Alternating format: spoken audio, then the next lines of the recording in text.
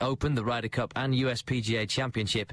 And it's Ladies' Day at Royal Ascot. Yates, trained by Aidan O'Brien and ridden by Johnny Murtagh, is going for a hat-trick of wins in the feature race, the Gold Cup, with £250,000 at prize stake. BBC Radio Manchester, satellite weather with Diane Oxbury. Showers are very well scattered at the moment, but I think as we head through the afternoon they'll become a little bit more widespread. There's a lot of cloud as well. That's going to thin and break to allow some pretty decent sunny spells, but the fly in the ointment is the wind. It's a westerly, and it is fairly brisk all the way through the day, just knocking the edge off the temperatures, but better than yesterday, 18 Celsius. Have lunch with Allan Beswick. BBC Radio Manchester. Hiya. That soldier who died, the Corporal Sarah Bryant, a member of the Intelligence Corps, she's described as being part of the Psychological Operations Support element. Psychological Operations Support element. I cast no aspersions, but it sounds awfully like a posh name for a torturer, doesn't it? I wonder what that is. Does anyone know? Are you allowed to tell me? Is it Official Secrets Act? I had to sign up to the top level, Section 1 and all that, so you'll be able to tell me. What is a psychological operations support element? Is that the arts and minds giving them free medicine? Or is it a posh name for a torturer? I'm just interested. I'm always interested. And there's a story in the paper today, and people are outraged. The number of abortions in Britain annually, well, England and Wales, actually, not even Britain. England and Wales, only part of Britain. The number has gone up 2.5% to 200,000 a year. Obviously, all the God-botherers are going balmy. They're saying it's murder. But I say thank God. Thank God, because just think about it. In 10 years, that would be 200 million babies, wouldn't it? The population would be rocketing. So it's just as well there are so many abortions, isn't it? We'd never have enough houses if we let all them get born. So thank you to everyone who had an abortion last year, all 200,000 of you. I say thank you for your sterling work on behalf of this nation. Wimbledon on the BBC. 40-30, match point for Perry. Perry serves to the left hand. Billie Jean King, forehand return, short. Virginia Wade, cross-court, forehand volley. Ball plays down the centre. Little stop volley from McEnroe. And Becker comes in, plays a half volley. Steffi Graf behind a chip backhand. Forehand from Murray. Here's the smash that wins Roger Federer 5 Wimbledon championships in a row. Greatness awaits. Wimbledon starts Monday on the BBC. Was that Macca then? Was that McEnroe at the end? He's the only one that's any good at that. Man, he was the only one that was ever interested at tennis. And that Virginia Wade, bloody hell, she was boring. And a smarmy git. 0161 228 1255. Good morning to you. If you've something to say, this is the place. Also, Radio Manchester at bbc.co.uk. And, of course, you can text on 07786 206 951. Alan in Radcliffe. Hiya. Hiya, Alan. What have you got? Ringing about breakfast programme this morning, they announced that there was £100 million available for a cycling initiative, and they'd chosen Bristol to be That's right. the cycling city. Bristol's got, with all them hills, he's going to be the cycling city. They'll regret that. So Ruth Kelly was on. She's the Transport Minister, I believe, and she's smiling, saying, "Oh, I got on my bike. You never forget how to ride a bike." And as a regular cyclist, you like to say, "Well, how's about you come over to Manchester and I'll take you down 5 miles into Manchester City and you won't have a smile on your face then." But it's like the amount of investment. I'd like to say to the girl, no amount of investment is going to bring us up to scratch in terms of, say, Holland and Belgium, because the one thing that will be missing is the attitude. As long as you've got drivers out there saying that cyclists shouldn't be on the road, they don't pay tax and insurance, as long as you've got them speeding and using their mobile phones. So I'd like to say to Ruth Kelly, through you, I'm sure I get a better response talking to you, is that you've got to get the speeders and the mobile phone menaces off the road, because there's millions of people out there that love to ride a bike. They just won't ride a bike because the roads are too dangerous. And I'd also like to ask her, why have they chosen Bristol as the cycling city rather than Manchester. I don't think Manchester put in for it, did they? Did they not? I'm not sure, but I don't think they did. I could be wrong. Yeah. I suppose Manchester would, or Manchester would decide, Greater Manchester would decide, well, we've already got, 3 billion quid's worth coming. I suspect we won't get any more. But I may be wrong, but I'm almost certain Manchester didn't go in for it, so that's why we didn't get it. Well, the thing being, if we get this congestion charge in the 3 billion, the 3 billion is not for cycling investments, it's for public transport. Well, yes, I appreciate that. What I was suggesting was that I think if they went back to the government and said, OK, thanks very much for 3 billion, now can we have another few hundred million so we can have the cycling city? And while you're at it, could you dredge the canals? Yeah. I mean, I think you only get some of the money. You don't ever get it all, do you? Right. So I don't think Manchester went for it, but I'm not sure. Others may well correct me. So how do we make the roads safe for cyclists? You can see it now because of the hardship, because of the cost of petrol, because of the cost of living. There's more and more people. I've just been told, Alan, I'm sorry to interrupt you, I've just been told that Manchester did go for it, so I was utterly wrong and you were right. Good. They didn't stuff it. So we can ask Ruth Kelly, why didn't Manchester get it? Well, I think the answer may be the reason I gave earlier, but the reason was for the wrong answer, but it fits this answer, and that is they can't have everything. Well, the thing is, you're going to get poor people being forced onto public transport, and the public transport will be the tram where you pack like sardines, smelly armpits, and if people have got a choice on a day like this, they'll think, right, what do I do? Do I go on a tram or do I ride a bike? Now, if you ride a bike and you've got 4x4s speeding and using mobile phones, and not just 4x4s, even your mini cars are doing it. If they don't make the roads safe for cyclists, then no amount of infrastructure is going to get people on bikes. Well, it's like off-road. If I want to go to Manchester, I can get to Manchester riding off-road down the canal, and it takes me an hour and a half. But if I ride down the main road, I can do it in half an hour, and I can't do it any quicker in my car. I'll give you one little bit of, if you like, happiness. Yep, go on. Let's go over the top here. It's not my strong suit, but I'll give you a little bit of happiness in that if the congestion charge and the public transport that is being cried out for and is now apparently going to be funded, if those two things do what they are supposed to do, what they're designed to do, then there will be considerably fewer cars on the road. Yep. And if there are considerably fewer cars, because part of the problem of bad motoring is caused by people behaving rather more urgently than they should because of delays for traffic. So they may well drive better and there'll be fewer of them.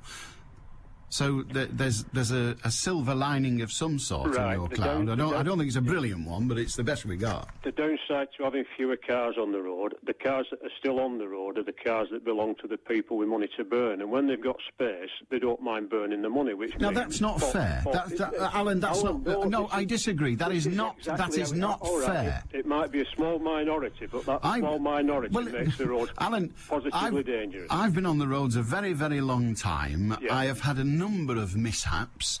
I've had people drive. I've never been on a bicycle. No, in a motor car. I've had a number of mishaps, and every time a car has hit me, it's been driven by someone who, frankly, wasn't driving an expensive car, but was driving one. I don't drive an expensive car either, but they were driving one that was cheaper than mine.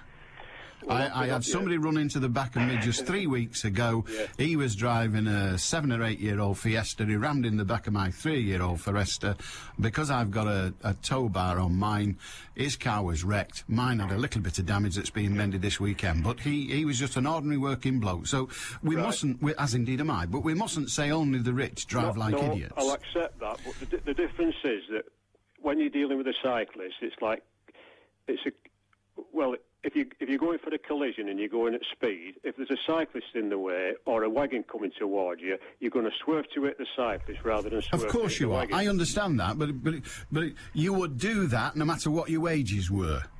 I'm sure you would, but I'm still trying to get to the point is that when poor people are forced onto the road and they're forced onto bicycles, it's not right that rich people or even poor people that are just about affording to drive a car, it's not right that they should be breaking the rules that are protecting the poor people's lives. The only way out of the dilemma you rightfully point to, I'm sorry it's come to this, but the only way out of that dilemma is to nationalise everything and issue everybody with the same car, rather like Chairman Mao who issued everybody with the same clothes, or rather like Cuba until about a fortnight ago paid everybody the same wages. I don't accept that. If you're going to turn it into a financial argument, that's the only solution, that we don't have rich or poor, we have everybody the same. We issue everybody with the same standard of the same standard of capability, the same standard. Well, you can't do that. You can't do that. That's impossible. Whether you're in a unified state or a capitalist state, you can't do it. Bear me out. All right. Before we get a driving licence, before all these youngsters, these jobs that are all out causing trouble, and a lot of it caused through boredom, if they had to get on a bicycle, and that was a prerequisite to getting a provisional licence, first of all, they'd maybe think, right, I'll get on a bicycle and I'll learn to bike because I want to, I'll learn to cycle, I'll learn to be responsible because I do want a car. In the process, they might take up BMX cycling, they might take up cycle speedway, they might go down to the velodrome. So you get a small percentage of yobs who are transformed simply because they need to get on a bike to get a car. Alan, I think you've hit on something. Yeah. Now, when they've got this... I think you've hit on something. This has merit. Carry on. Yeah. Once we've got this sort of responsible attitude to riding a bicycle and not racing around the shops on bicycles and jumping on pavements. I mean, I've got to say there that I ride on pavements, but I ride on pavements at a very sensible speed where there's no pedestrians, and I'll get on a pavement to let traffic come past. If I think I'm holding traffic up on a narrow road... So as far as you're concerned, you decide when you'll break the law and when you won't? Well, I'm breaking the law to protect my life. Let's put it that way. I'm not breaking the law. I'm not breaking the law. So as far as you're concerned, the rules of the road don't apply to you if you don't feel like it. No, I'm not saying that's what you just said, Alan. That's what you just said, Alan. You're blowing it again. You see, you were doing all right with your idea. Right, I like your idea. Kelly, let's start talking common sense. You've got footpaths there. I mean, there's one in Rochdale. Yeah, and you're on them. And the footpaths and the cycle paths, the shared cycleways and shared footpaths, but they're not segregated from the roads. So if somebody comes down this one in Rochdale, for instance, and it's on the downhill side rather than the uphill side, you get somebody on a bike coming down at 20 mile an hour, and you'll have somebody walking a dog on an extended lead that's using the footpath on the pavement. So it comes down to common sense, doesn't it? I'm with you on that. I'm somewhat disappointed that you've decided to campaign from an attitude of, well, if the law's not comfortable, I'll disobey it. But I love your idea of before one is allowed to even acquire a provisional driving licence, one must first of all, in your plan, acquire a proficiency to ride a bicycle licence, which is okay. It's a bit iffy for the one-legged people because they can't do both often, but it's a bloody good idea. One-legged people can ride bikes. You go down to the velodrome and you see plenty of them. There's people down there. Yeah, that's rather like saying everybody can run a mile in 4 minutes. You go down to the Olympic Stadium and see loads of them. Alan, I've got your point. It's a cracker. I like your idea. Stay off the footpath with your bike. It's criminal. But apart from that, I love your idea. Before you're allowed, what do you think of it? It's Alan's idea, not mine. It's a cracking idea. Before you're allowed, because we are all guilty, all motorists are guilty, even cyclists who, when they are motorists, forget how dangerous it can be for a cyclist. So what do you think of that plan? It's Alan's plan, not mine, but it's a cracker. Or is it? You tell me. I can't see the flaw in it. Before you're allowed to even acquire your provisional driving licence, you must first of all... Now, it'll cost some money, but it might be worth it. It'll cost some money to set up the system, but you must first of all acquire a cycling proficiency. I don't know what you call it, certificate or badge or something. We'll all have to wear badges on our arms. Apart from that, it'll be all right. So we regulate cyclists. So we say that cyclists, henceforth, cyclists are entitled, not required, as they're not now, they are required to pass a cycling proficiency test before they're allowed to apply for a motor vehicle test, be that motorcycle or indeed motor car or any other. What do you think? It's got a smattering of cleverness about it. We like that. 0161 228 2255. If you want to join us, you can. It's dead easy. Just pick up your phone and have your say. We're here all the time. Julie, I just heard you say you have a tow bar. Surely you're not a secret caravanner, are you? Laurie in Kingsley, I drive a Fiesta. If I was a caravanner, I wouldn't be going anywhere. A Fiesta won't pull you out of bed. It won't pull a bloody caravan. No, I have a little trailer to take things about the place, including rubbish. BBC Radio Manchester. Headline news. A journalist's been told by the High Court that Greater Manchester Police were justified in ordering him to hand over research on terrorism, but the order wasn't specific enough and a fresh hearing must be held. Shiv Malik had been writing a book with a former extremist from Manchester, Hassan Butt, who's publicly admitted he used to recruit young Muslims for jihad. The UK's largest mortgage lenders issued a gloomy forecast for the housing market. Halifax Bank of Scotland says it expects prices to fall by 9% this year, double its previous estimate. And the number of abortions carried out on girls aged 14 and under rose sharply in England and Wales last year. Just under 1,000 girls aged 14 had abortions. Manchester's weather, windy with sunny spells and showers, highs of 18 Celsius. I'm Anna Dawson. Thank Gordon Ramsay has no trouble revealing his sources, does he? Shut him up about it. Radio Manchester. 2020 traffic.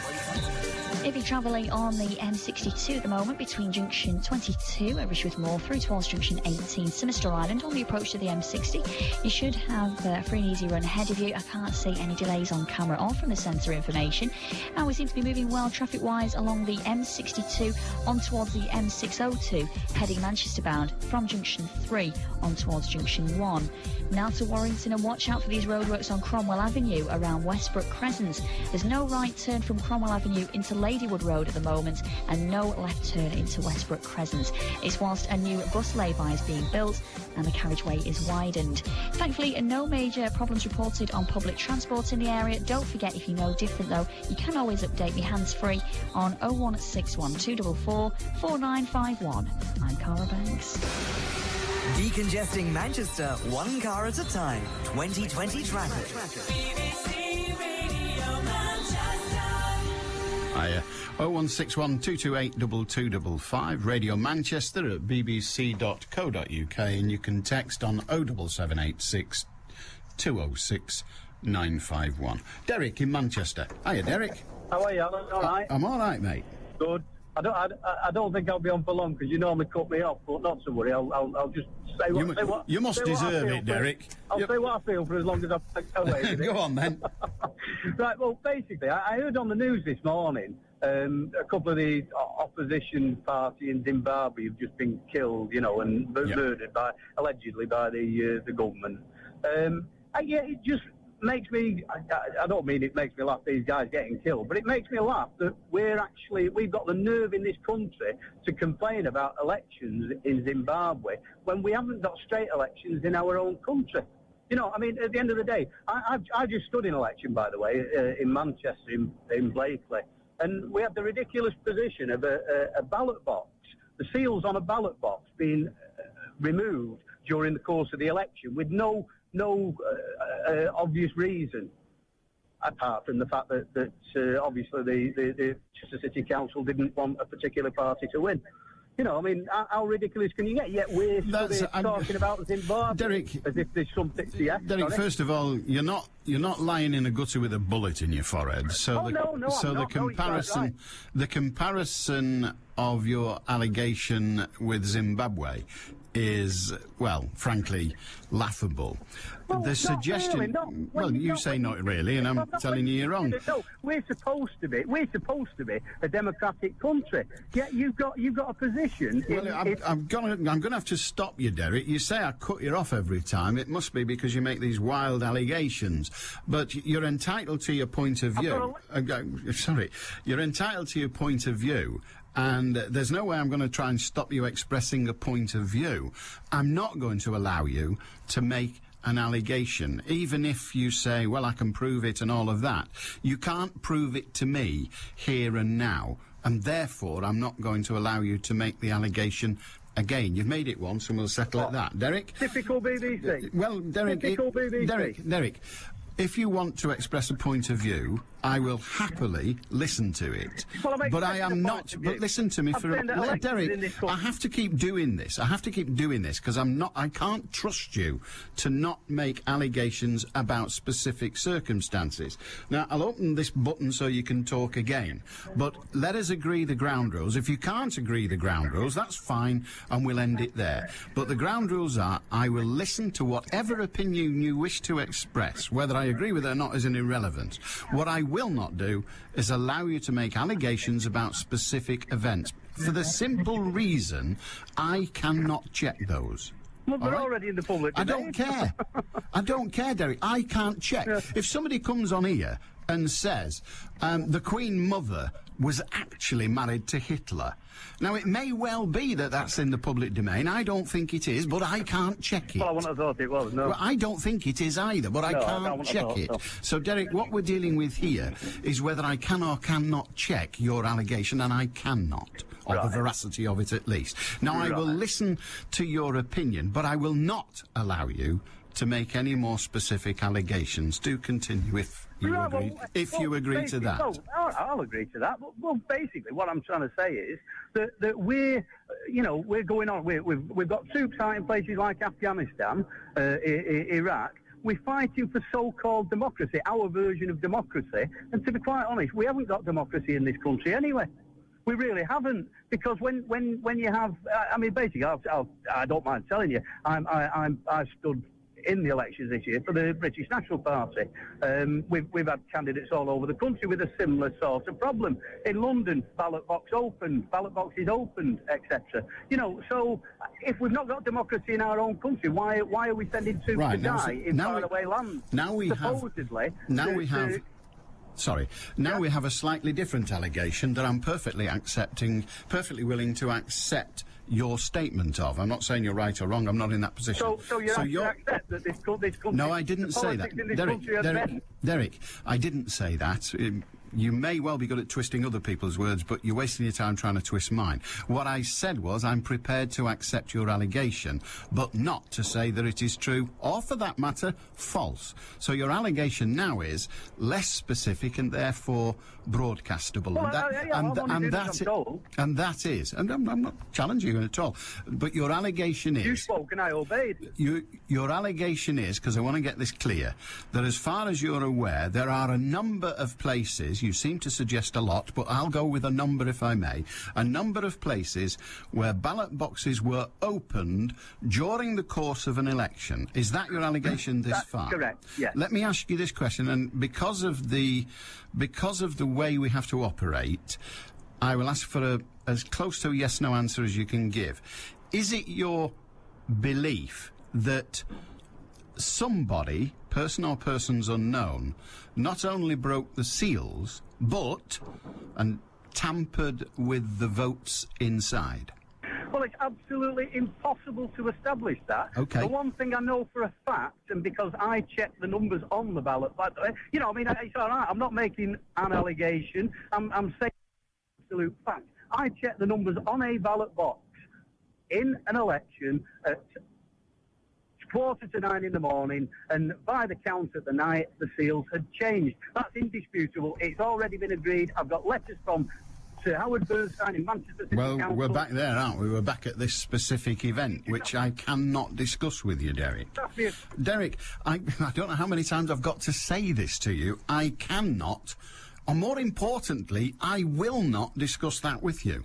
Yeah, well, I understand that, but you did ask me the question. No, I asked you, Derek, I asked you a general question, and actually asked you, when I made the question, to confine your answer as near as possible to a yes or no, for reasons that I know you understand, but you chose not to, which is your right. At the end of the day, I'm just saying that in this country, during elections, we have a problem, especially with my party, for some unknown reason. My party, we seem to have a problem where everyone can break the rules. Obviously, if we were to break the rules, it'd be down on us like a ton of bricks. But everyone else can break the rules. We can have third-party canvassing against the British National Party, which is not really allowed, or if it is allowed, they should be putting expenses in. But these groups actually going out there and putting leaflets out, don't vote BNP, etc. It's totally illegal. The police never do anything about it. So, you can't possibly say you've got a fair and unbiased electoral system in this country. You've got three main parties who are all exactly the same and all singing from the same song sheet. And the only possible opposition you've got to that is being kept down by the media, the press, and by the government itself, the establishment in general. All right, good on you. Thank you very much, Derek. Have a good day. 0161 228 2255. There's the allegation. I mean, he happens to be from the BNP. Fine. That's neither good nor bad as far as I'm concerned. I've said many, many times that the BNP should be allowed a voice, an open voice, the same volume of voice as every other legal political party in the United Kingdom. They don't get that same legal voice to the same volume that other parties get, and I think they should. However, if the government wants that not to be the case, the government should have the balls to say, BNP, you are not allowed, and bar them. I don't think they ever will. I don't think they have the balls to do that. And why should they anyway? The BNP are entitled to their voice, whatever you feel of it. The great thing about democracy is that even those people you disagree with have to be protected against silence, enforced silence. 0161 228 2255. But there is an allegation there, a specific one in this area, which has been mentioned before, and a more general one, that ballot boxes up and down the country, their seals were broken during the course of the election. And that's not to say, and Derek didn't say, not to say that the contents of the box were tampered with, but the seals were broken. If that is true, then a very serious allegation indeed has been made, and those ought to be investigated. He says that the one that he first of all referred to is being investigated, and we shall see. I'm sure Derek will tell us the outcome of that investigation. Pam in Whitefield. Hiya, Pam. Hello. What have you got? Just something else first. Surely if that had happened with the BNP, they would have made quite a fuss about it. More than who's ever heard of that happening, apart from him saying it just now. Well, indeed. And the idea that, and I know what Derek would say to this, he would say, we can't make a fuss because the press altogether and all the other political parties don't allow us to make a fuss. And it's very difficult if you don't convince the newspaper editor or the radio phone-in presenter to allow you to express your point of view, then it's hard to make a fuss. Yeah, anyway, the main thing I was thinking for, the gentleman before, I was amazed that he thought you could ride on the footpath. I'm on a school crossing. This morning alone, I've had 5 cyclists. They don't ride on the road at all. We've got a cycle lane. They don't even go on it. And there were school children walking down, 3 bikes, and they just had to jump out of the way.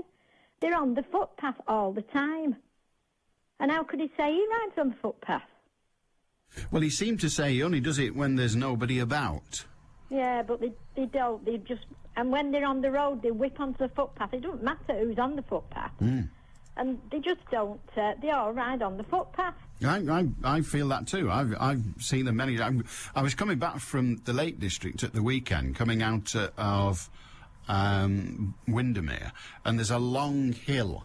And when you're coming out of Windermere, you're going up. If you're going into Windermere, you're going down. And on the other side of the road, heading down on the footpath, were 2 cyclists. They must have been doing, because it's quite a hill, they must have been doing 40 miles an hour.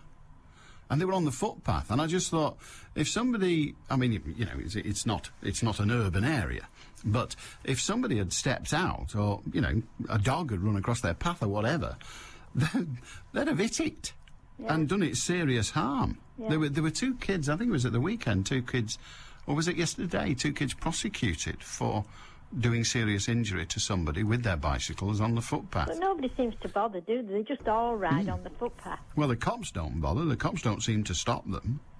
No. And perhaps while I'm on, could you just say that when people see STOP on a sign, it means stop? Because they don't. No. As a crossing thing, I mean now.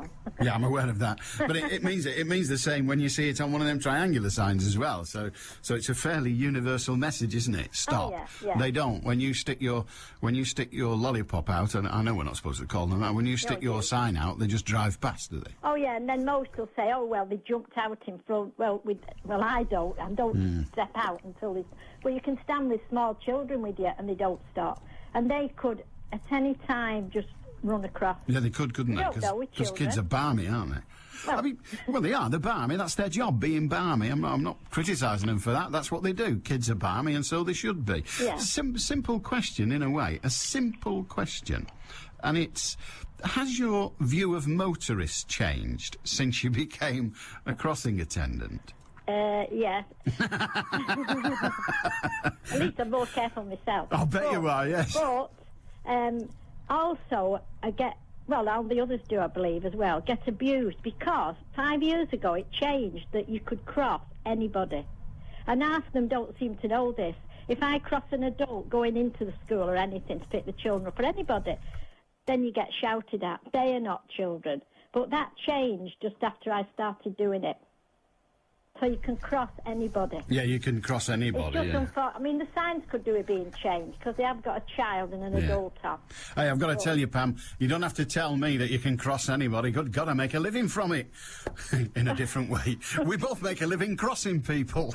It's a bit different to mine, though. Well, it is, yeah. I'm indoors, thank God. All right. Lovely to talk to you, Pam. Yeah. Thank you very much indeed. Cyclists on the footpath, even when there are children about, even when there are little kids going to school, there are cyclists who think, well, you know, it's not safe on the road, so I'll just kill a couple of kids. Who gives us stuff? They're only kids, for God's sake. 200,000 abortions, few kids dead from cyclists. Dear God, who cares? As long as I'm safe. Selfish bastard. Anyway, John says that in Germany, cyclists are allowed to ride on the pavements, but they have to have an audible warning to alert pedestrians. Yeah, we're supposed to have that on bikes round here as well. And Andy in Knutsford said, Alan, that's the first caller this morning, Alan, not me. Alan has hit the nail on the head with his idea of passing a cycling proficiency test as a precursor to obtaining a driving licence. The driving test process should be more rigorous and a road proficiency test should be included. In the same vein, I'm looking at doing the motorcycle licence in order to improve my general road sense. Andy in Knutsford, good luck with that. And then Lewis in Bolton says, it's been reported on the BBC News that HBOS Bank are claiming that house prices are going to drop, a report says today. So where is the balance, asks Lewis. The Institute of Chartered Surveyors have reported today that house prices have risen for the first time this year by over 3%, which is the biggest increase in 3 months. Lewis, I don't really know what you mean by the question, where is the balance? If you think that every day the BBC and other media report something, they should simultaneously report an opposite view. Well, that wouldn't be balanced, it would be schizophrenic. We do generally report the principal pieces of information, certainly on the economy. I've got to tell you, I get bored to the teeth listening to crap about the economy, because none of them have a bloody clue about what's going on, to be perfectly frank. But that's neither here nor there. You're right in that we should balance. I would ask where it is that you got the information about the Institute Chartered Surveyors and their report on the 3% increase. I just pose that question because my suspicion is, Lewis, that you got it from the media. It may well be, of course, that you're a member of that institute and somewhat peed off that the same credence is not given to your story that is given to the HBOS story. I would just like to know where you heard it. People tell me all the time that journalists don't give the story. And when I ask them where they found that out, they say, well, I heard it on the news or I read it in the paper. Presumably the papers are done by cartoonists. Jason in Dobb Cross says, there is a cycle lane in Oldham. It's opposite Sainsbury's supermarket car park and nearly makes it round the corner to the library. It's about 80 metres long. It goes nowhere and serves no purpose. I often wondered how much it cost to construct. Indeed, there are thousands of those up and down the country, which is a bit of a beggar, but there you are. It does make the whole system look silly, but is it any less sensible for that, just because it looks silly? 0161 228 2255. If you've something to say, feel free. All you have to do is, well, use a process of communication. We offer you a choice of three, and we're happy with either. Personally, I prefer to talk to you, because that way we get a better sense of what it is you're saying. But, of course, I don't mind which it is, but I prefer, as I say, to hear it straight from the horse's mouth. If you're not a horse, then you're going to have difficulty with text anyway, because you haven't got thumbs. And if you're not... what's the other one? Yeah, I think using a keyboard as a horse is pretty tricky as well. Anyway, 0161 228 2255 or Radio Manchester at bbc.co.uk. And as I say, you can text. And the text number is 07786 206 951. Dead easy. All you have to do is entertain yourself. Yeah, good fun. BBC Radio Manchester. Headline News. Told by the High Court that Greater Manchester Police were justified in ordering him to hand over research on terrorism, but the order wasn't specific enough and a fresh hearing must be held. Shiv Malik had been writing a book with a former extremist from Manchester, Hassan Butt, who's publicly admitted he used to recruit young Muslims for jihad. The UK's largest mortgage lenders issued a gloomy forecast for the housing market. Halifax Bank of Scotland says it expects prices to fall by 9% this year, double its previous estimate. And the Ministry of Defence has named one of the 4 British soldiers killed in southern Afghanistan on Tuesday. Corporal Sarah Bryant was the first British female soldier to die in Afghanistan. Manchester's weather windy with sunny spells and showers, highs of 18 Celsius. I'm Anna Dawson. BBC Radio Manchester, 2020 traffic. Well, the roadworks in Salford causing slight delays on the approach to Bolton Road around Queensway, whilst junction improvements works continues. In Inns, Warrington Road, again, bridge maintenance work continues along that stretch of Warrington Road between Redbrook Road and Darlington Street East. And if you're heading through Boothstown on Lee Road westbound on the A572, it's closed off whilst resurfacing work takes place between Booths Hall Road and Stanfield Drive. And traffic for the moment can only travel towards the Worsley roundabout. No major issues on public transport so far. So good. Don't forget though, if you can update me, call in hands-free 0161 244 4951. I'm Cara Banks. BBC Radio Manchester Sports with Will Perry. Real Madrid say they're awaiting Manchester United winger Cristiano Ronaldo to make the first move that would allow them to start negotiations with the Reds over a possible transfer to the Bernabeu. The Spanish champions have made little secret of their admiration for Ronaldo, but have been warned off encouraging him by FIFA following a complaint from United. Ronaldo has said he'll speak about his future after Euro 2008. Well, he's in action this evening as Portugal take on Germany in the first quarter-final in Basel. And Germany general manager Oliver Bierhoff is aware of the threat he poses. Well, it's difficult. I think he's actually the best player in the world, and you can never stop him for 90 minutes. So it's very important that the defenders and all the midfields, they stay very close together, and when he has the ball, to pay attention. But the problem with Portugal is that they have also other big players who at every moment can decide a team. Confronting him, only one player, whoever is in the world, is difficult to stop him. Well, Germany's Torsten Frings and Lukas Podolski are struggling with injuries ahead of tonight's quarter-final. Frings is a major doubt with fractured ribs, while Podolski has a calf problem. Tonight's winner will play either Croatia or Turkey in the semi-final. Meanwhile, Manchester United's Anderson had to leave the field on a stretcher after twisting his knee in Brazil's 0-0 draw at home to Argentina. Former United midfielder Paul Ince is expected to become the new manager at Blackburn. The League and Managers Association would have no objections were Ince to be named Rovers boss, despite his lack of UEFA Pro licence. Juliet Farrington reports. The former England captain has always been a target of Blackburn, and I'm told MK Dons are expecting the situation to be resolved in the next few days. That would tie in with the bookies, who in the last 24 hours have made Ince firm favourite to succeed Mark Hughes. Blackburn want dispensation to give him the job despite his lack of coaching badges. Sam Allardyce has also been interviewed for the job, but I understand he's likely to miss out in favour of Ince. Well, Liverpool defender John Arne Riise has agreed to join Roma on a 4-year deal for just under £4 million. Meanwhile, Arsenal are expected to sign France midfielder Samir Nasri from Marseille. In cricket, Daniel Vettori says umpires need to be stricter with bowlers about their slow over rates after New Zealand were denied the chance to level the one-day series with England at Edgbaston yesterday. The match was abandoned as a no result because of rain, 1 over short of being declared a valid game. I think there's a responsibility on the umpires to make sure that teams are getting through their overs as quickly as possible. And I think if we're honest, we probably would have done the same thing if we'd been under the pump like they had. But I think the responsibility lies with the umpires to get the game going and to get it finished. Well, Andrew Flintoff was able to get in some batting practice at Alderley Edge today for Lancashire's second 11. Coming in at number 4, he took the field around half an hour ago, and his side facing a run chase against Durham. He hit his first ball for a single. Lancashire were left needing 358 to win in 76 overs. Well, in rugby union, Martin Johnson has given England captain Steve Borthwick a pep talk from 12,000 miles away ahead of Saturday's second test against New Zealand. 4 members of the England squad are being investigated after an alleged incident at a hotel room, but despite the off-field problems, captain Steve Borthwick insists the team spirit is fine. The spirit is very, very high. This group is a very tight group. We knew that when we were leaving England, as you come down to New Zealand, it's a necessary component that you have to be a tight group, and it's great to be part of that squad.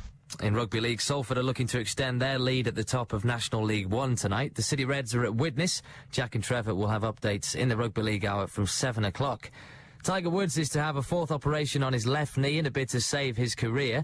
Woods revealed the seriousness of the problem when he announced he wouldn't play again this year, meaning he'll miss the Open, the US PGA and the Ryder Cup. Woods also stated he needed time to recover from a double stress fracture in his leg. And it's Ladies' Day at Royal Ascot. The feature race is the Gold Cup at 3:45, £250,000 in prize money. Jockey Johnny Murtagh and trainer Aidan O'Brien are looking for some more success with their Mount Yates, looking to win the race for a record-equaling 3rd time. Coastal Path, who's won his last 5 races, is Yates' biggest threat with the bookmakers. Celebrating 60 years of the computer. Heather Stott. Love them, love them, love them. I don't know where I would be without them. When I was a teenager, my dad bought, the Sinclair ZX, whatever it was. What do you do with 1 RAM or 1K RAM?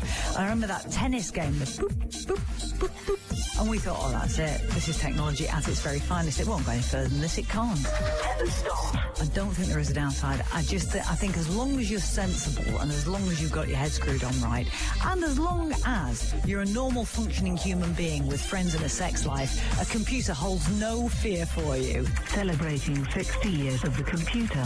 Invented here in Manchester.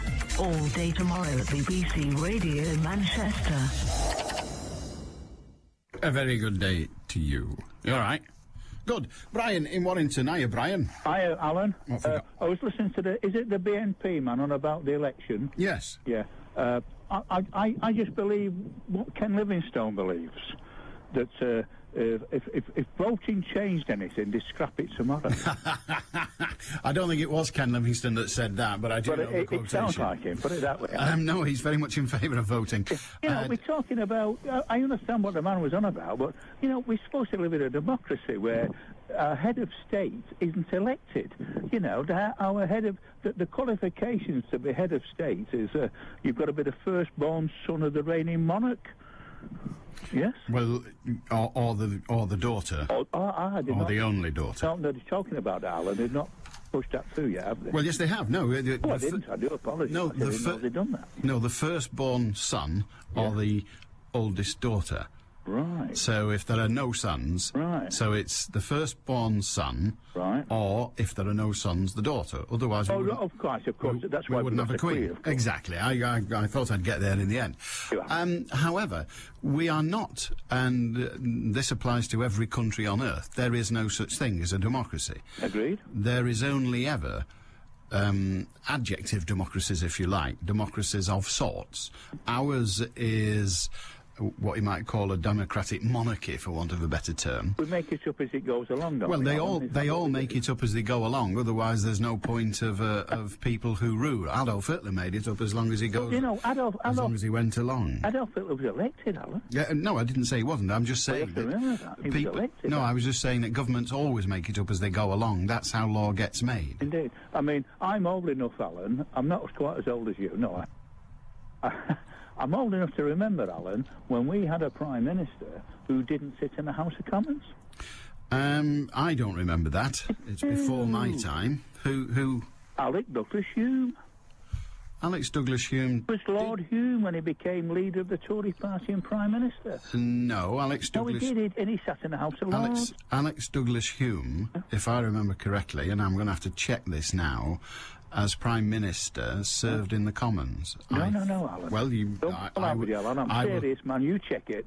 He was Lord Hume. Mm-hmm. He became Prime Minister, and he fought a by-election so he could get a seat in the House of Commons.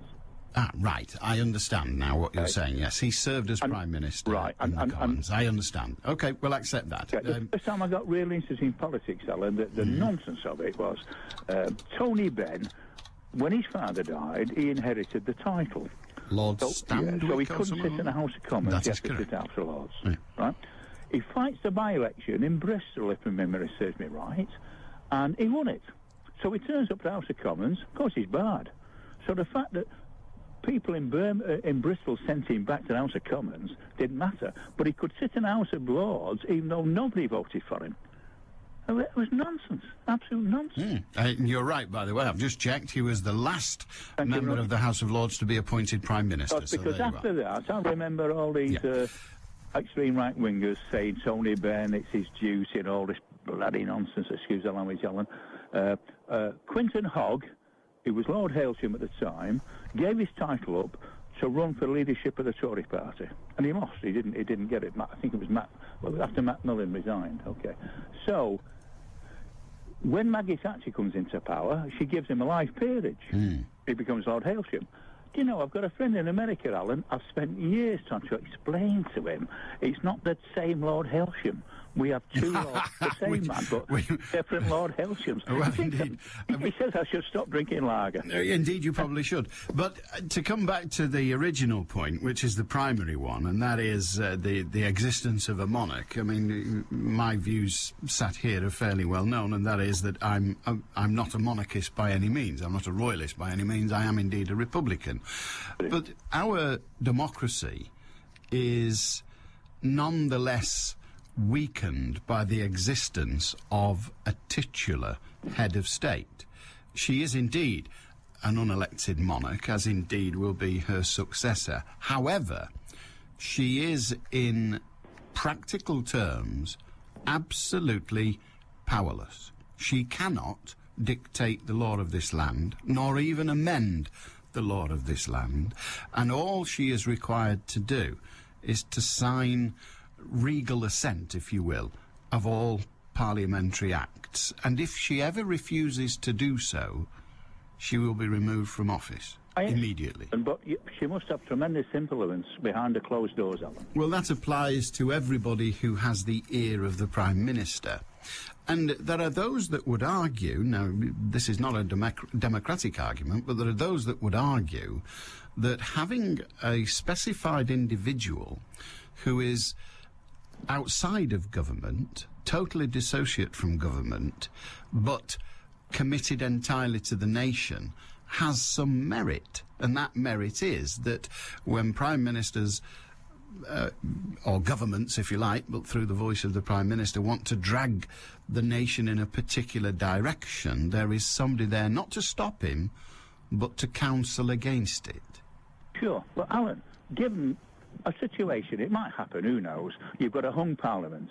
Now, whoever she sends for to form a government, we know she's got to have confidence that he can actually form a government, but, you know, I'm talking about a hair-splitting situation, Alan. Whoever she sends for to form a government, don't you think Parliament would fall in behind him?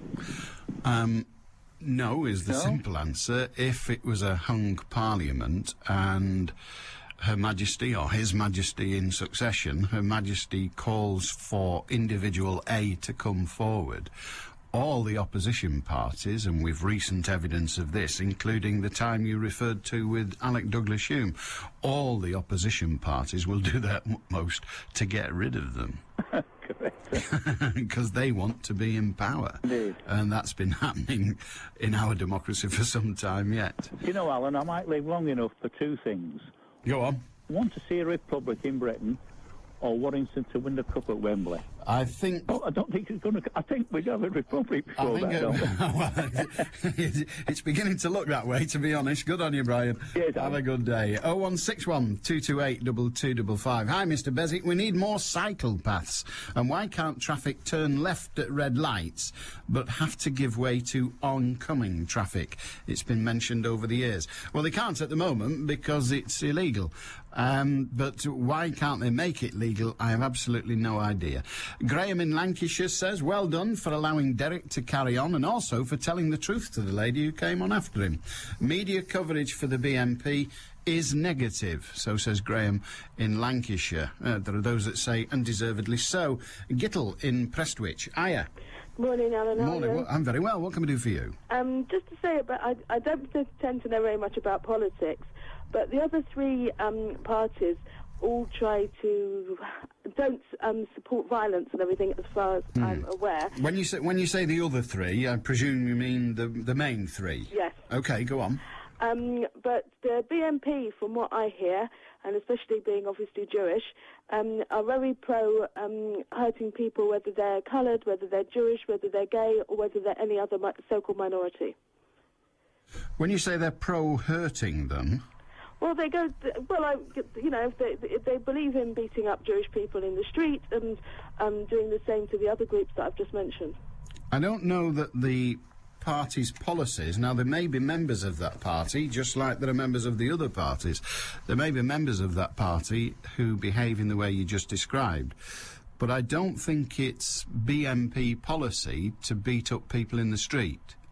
Just like it's not, I don't know, it's not Labour Party policy to beat up toffs, but sometimes members of the Labour Party give a smack to a toff, nor is it indeed the Toffs Party, whichever one that might be, to beat up the poor. There are members of all parties. There are members of the Labour Party who I've spoken to. I don't mean senior members, I just mean card-carrying members of the Labour Party who are as racist as they come. There are members of the Labour Party who are that. There are members of the Tory Party who are as racist as they come. There are members of all parties who don't accept all the declared policies and hold some pretty trenchant and pretty evil views. So there may be members, I'm sure there are members of all parties who behave wickedly and believe in wicked things.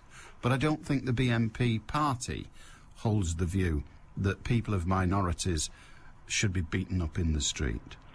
Well, I think I've heard contrary to that. I mean, I'm sure there was evil in all groups. I agree with that. But I've heard contrary to that the BNP do go, and that they will put swastikas on synagogues and they will go to Jewish meetings and try and cause problems. And they are, that they basically want the whole country to be white, Aryan, etc. And they don't believe in letting.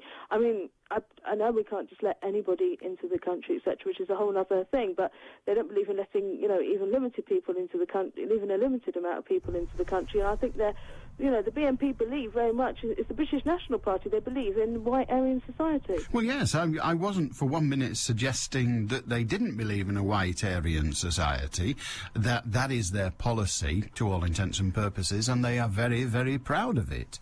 And frankly, they're entitled to hold those views. The thing I challenged was you saying that it was the party policy to beat up various minority groups in the street. And I've not read their manifesto, but I'm fairly certain that is not what their manifesto says. Now, there may be individuals in the party who behave in that way and hold that view, just like there are in other parties. I'd be interested to know what their manifesto says, because I believe that they would support such actions and that they do carry out such actions. OK. Good on you. Thank you very much. 0161 228 2255. Perhaps I should get a copy of the British National Party manifesto.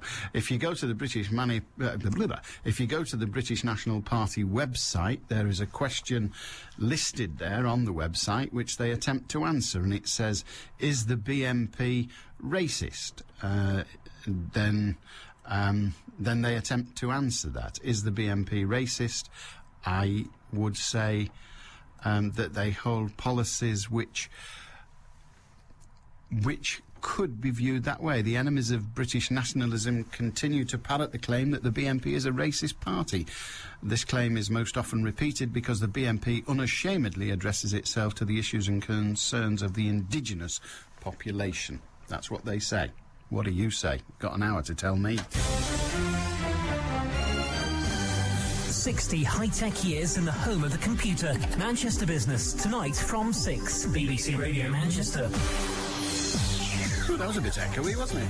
0161 228 2255. Radio Manchester at bbc.co.uk and text 07786 206 951. How say you today? 95.1 FM, DAB Digital Radio, and the World Wide Web. This is Manchester. BBC Radio Manchester.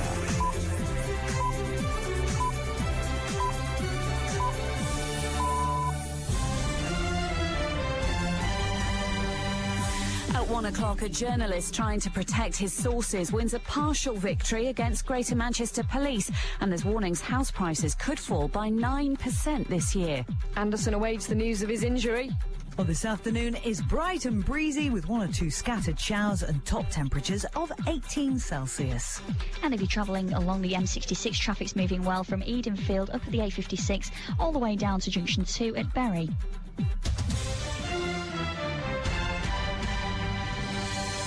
Good afternoon, I'm Anna Dawson. Judges have ruled that Greater Manchester Police were justified under anti-terror laws in demanding material from a journalist, but the High Court heard that the order was too wide and a fresh hearing must be held. Shiv Malik is refusing to hand over material from a book he's writing with Manchester man Hassan Butt, who's renounced Al-Qaeda. Detective Superintendent Tony Parker from Greater Manchester Police says it's important they've won. This is a terrorist investigation.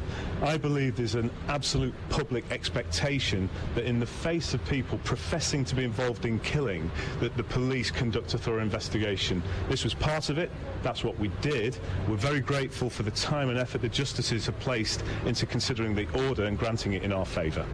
The biggest mortgage lender, HBOS, says it expects the price of houses to fall by 9% this year. It also expects the number of homes being sold to slump by 45%. It comes as a housing charity reveals 1 in 4 households in Greater Manchester are stressed because they're struggling to meet their mortgage payments. Olive Butler is from Shelter. Our research has shown that people are being depressed and they are terribly worried about their housing costs and affordability. And some people are really struggling. So there, as you said, people were saying earlier on, they're cutting back on food, perhaps. People are selling possessions, we have found. In the Northwest, we found that over 280,000 people have sold possessions to get money together. The number of abortions carried out on girls aged 14 and under rose sharply in England and Wales last year. Just under 1,000 girls aged 14 had abortions. Overall, the total number of abortions carried out was up by 2.5%. The Ministry of Defence has released the name of the first British servicewoman to be killed in Afghanistan. Corporal Sarah Bryant from the Intelligence Corps and 3 other soldiers died when their patrol vehicle hit a mine in Helmand Province yesterday. Her colleagues were Corporal Sean Robert Reeve, Lance Corporal Richard Larkin and Paul Stout. Sarah Bryant's husband Carl has described her as an awesome soldier who died doing the job she loved. A good friend of the family, Terry Cartner, said Sarah had been a wonderful person. The sort of person that when she was in the room it lit up. She was just a very positive, happy person. Lots of courage and just a perfect person, really. She didn't seem to have a nasty bone in her body, and when you were with her you felt better for being with her. Manchester United's Cristiano Ronaldo has expected undisclosed damages at the High Court over newspaper claims he was fined £8,000 for using his mobile phone during a training session. His lawyers said both the player and manager Sir Alex Ferguson have acknowledged the alleged incident never happened. Ronaldo has donated the money from the Sun newspaper to a charity in Portugal. And a millionaire has left almost his entire fortune to his former school in Manchester. Dr. Peter Bracewell, whose estate is worth more than £3 million, named Manchester Grammar as the main beneficiary of his will. The money will help low-income families send their children to the £9,000 a year school in Fallowfield. BBC Radio Manchester Sports with Dennis Lloyd. Manchester United midfielder Anderson will undergo a scan today to determine the extent of a knee injury he picked up whilst playing for Brazil against Argentina last night. Anderson fell awkwardly following a challenge by Javier Mascherano and had to be stretchered off the field. It's understood that Paul Ince is set to be named as the new manager of Blackburn Rovers. The MK Dons boss is the club's #1 target following Mark Hughes' departure to Manchester City, despite Sam Allardyce being interviewed for the role. Former England and Middlesbrough manager Steve McLaren has also been linked with a move to Ewood Park. Andrew Flintoff has taken to the crease in Lancashire's second 11 match against Durham at Alderley Edge. It's his first match back since suffering a side strain in early May. And there'll be a minute's silence prior to St Helens' Super League game at Leeds tomorrow night as a mark of respect to David Topless. Topless, a former Oldham, Hull and Wakefield player, passed away earlier this week. BBC Radio Manchester satellite weather with Heather Stott. Well, this afternoon is bright, but it's windy with a mix of sunshine and scattered showers. Now, the showers will be few and far between, and if you manage to find yourself a sunny spot, it's going to feel very pleasant with top temperatures of 18 Celsius. Allan Beswick with you on the phones. 0161 228 2255. BBC Radio Manchester. You all right? Good. 0161 228 2255, Radio Manchester at bbc.co.uk, and of course you can text on 07786 206 951. Julie in Manchester says the BNP an enforced silence.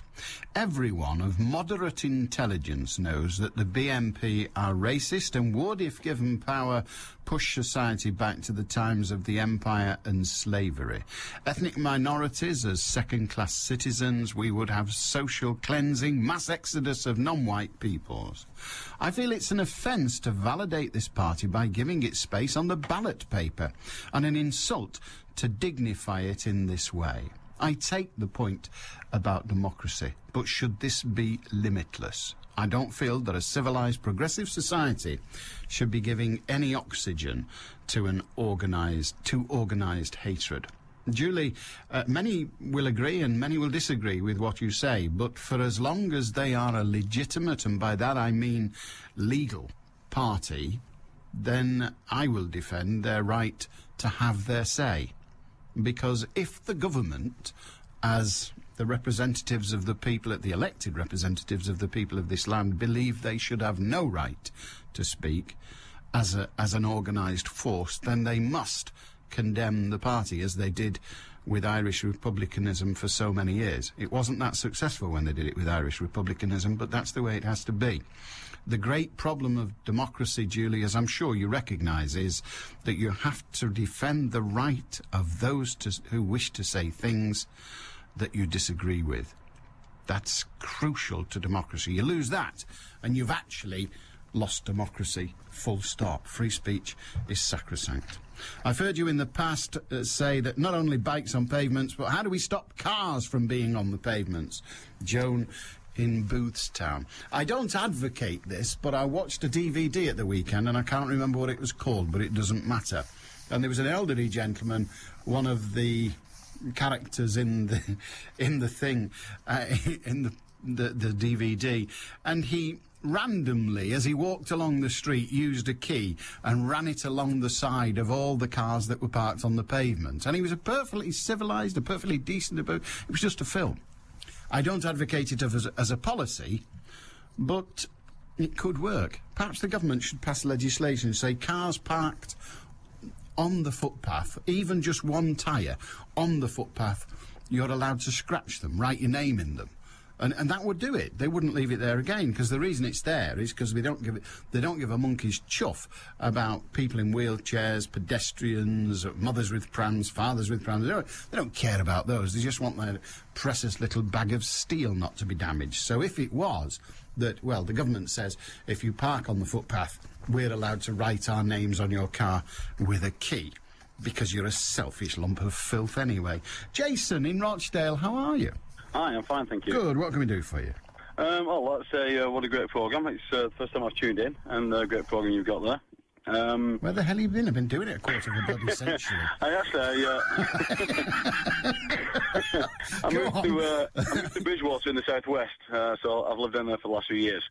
But well, there's still 22 others you've got to explain, but never mind. Go on, you're on now.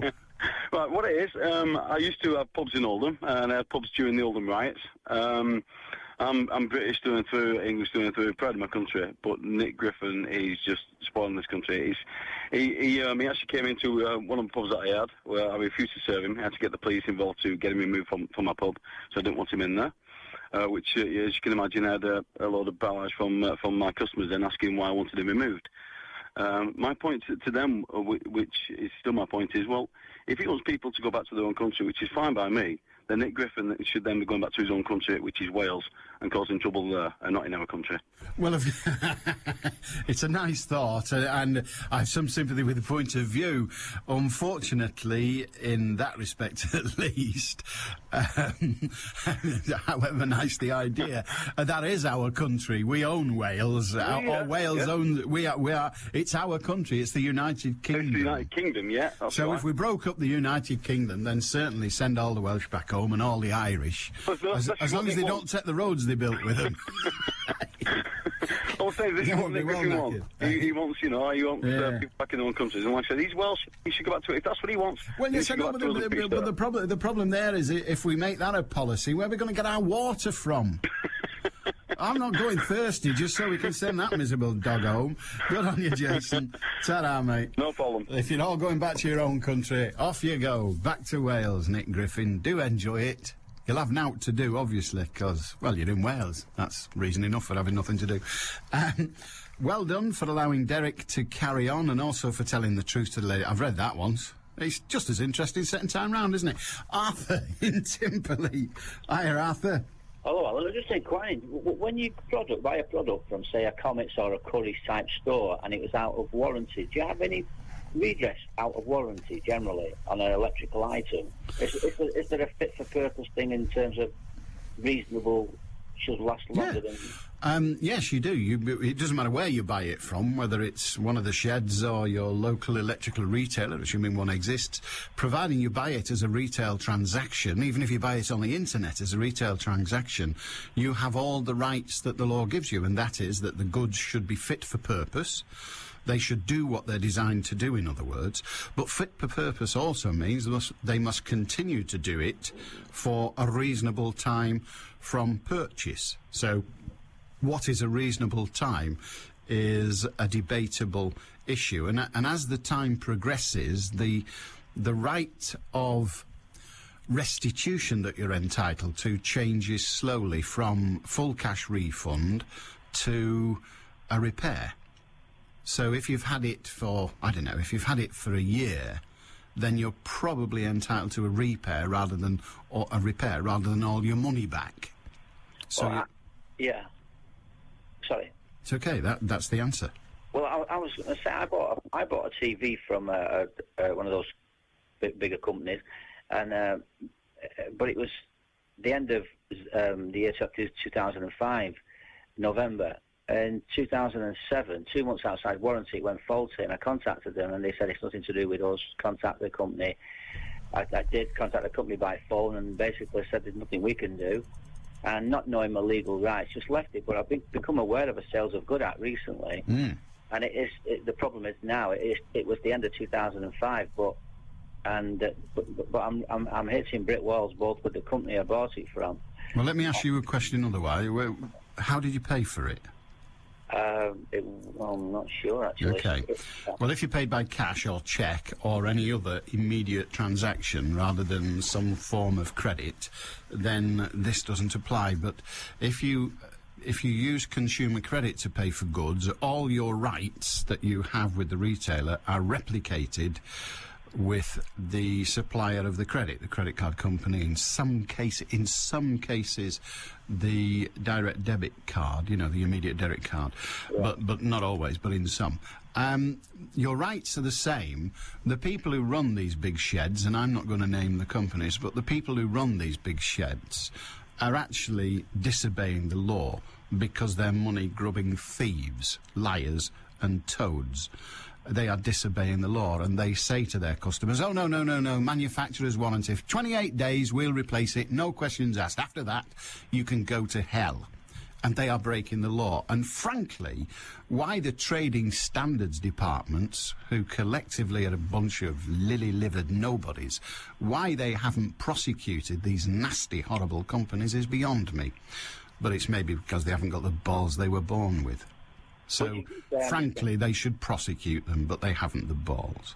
Well, given that mine was end of 2005, am I just too far down the line? 2006, 2007, it's 2 years. There is an argument. I wouldn't mind betting, but I'm not betting with my money, I'm betting with yours. I wouldn't mind betting if you took that company to the small claims court, as we used to call it. It's now just the ordinary court, but it still has a small claims procedure. If you took them through the small claims procedure at court and established to the satisfaction of the judge that everything you've told me is true, in other words, the judge went faulty of their own volition and you did buy them from that firm just over 2 years ago, I think you'd win.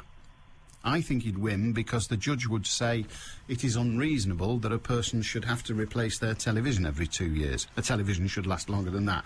And I think you would win. But many people I speak to in your situation don't take the case because you might not win. Because we're talking about what is the life of a television. And then also, I've got no proof that I phoned up 2 months after warranty. Well, that's neither here nor there, because if the 2 years have passed, if you now went back, I mean, this would be the course of action. This is the course of action if you were going to take it to court. The course of action would be to go back to the retailer again and to say, I bought this telly in the end of 2005, it's gone wonky, they'll say nothing to do with us. And you'll say, yes, it is, I'm claiming my rights under the Sale of Goods Act. And they'll say, nothing to do with us. Because the pimply little toe-rag 14-year-old git that's serving you is trained to say that. It's not his fault. Incidentally, neither are the pimples. But that's what he'd say, OK? Yeah. So that's what he'd say, because he's got about as much control over what he does next as he have over whether the pimples come back in the morning. That's it. But the filth at the top that pay him, actually the minimum wage usually, but the filth at the top, they won't allow him to give you your rights. So, what you then have to do to make it all work is you need to write to the company, keep a copy of the letter and tell them exactly what you told Mr. Pimple. And that is that you bought the goods in 2005, they've gone faulty, a television should last longer than that, it's natural life, you therefore claim a repair or a refund under the Sale of Goods Act. They will write back and say, basically, sod off. They'll frame it better than that, but that's what it'll say. Yeah. And then you write and say, you got 14 days. If you haven't done it, I'm taking you through the small claims procedure at the county court. And they'll write back and say, carry on. And then you take them through the procedure. And I think you've got a very good chance of winning. But I also think you'll bail out before then. And they know that as well. That's why the slime balls at the top continue to lie, cheat and steal. Yeah, it's not the most expensive telly, but I know what you're saying, and I'm thinking like probably, you know, is it worth the hassle for the sake of what was a 200-odd pound telly? Exactly. Yeah. Frankly, Arthur, the arse at the top knows you can't be arsed. Yeah. All right, thanks. Have a good day.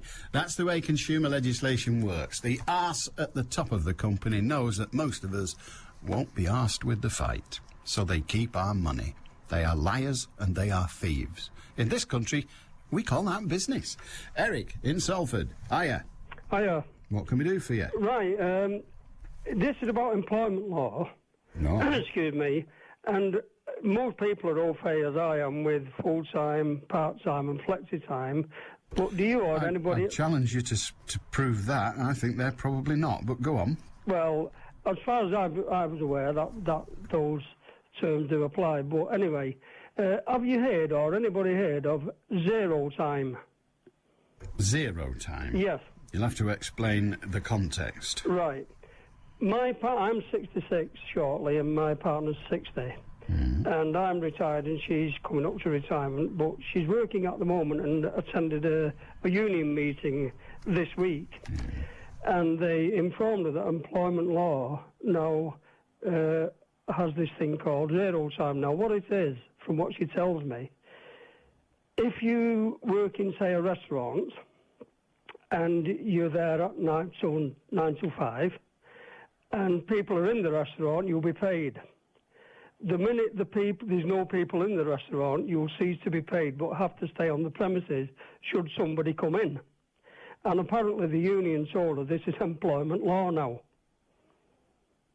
Okay. That's as much as I know. I just wondered if anybody else, this sounds like a fairly new thing, and frightening if it is the case.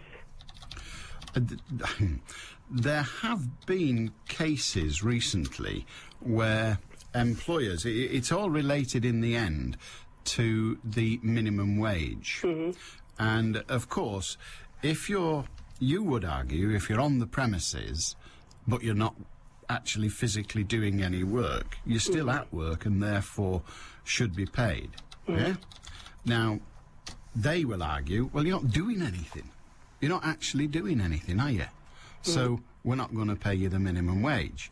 Now, we then get an argument over what constitutes working hours and what doesn't. I would argue emphatically that if you're at work, you're working, particularly if you're told you can't go home. Yeah? So you're not there by choice. You're not there talking to your pals because you want to be. You're there because you are required to be there. Now, there is a slight glitch with you in that your wife is coming up to retirement. Oh, well, I so she's not my wife.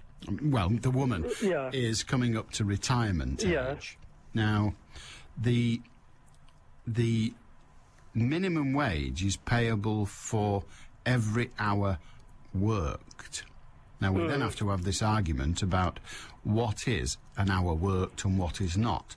The best way to find out is to talk to the minimum wage advice line. There is actually an advice line set up by the government to answer questions of this ilk. And I don't know its number off the top of my head, but you'll get it very easily off directory enquiries. But the minimum wage, I used to know it, but unfortunately I don't anymore. But the minimum wage advice line. All right? If anybody listening knows a better answer to that question, then I would be more than happy to hear it. All right? So that's it. But there is an advice line, and they will answer your question directly. They will tell you what the concept of zero time is and whether it is acceptable.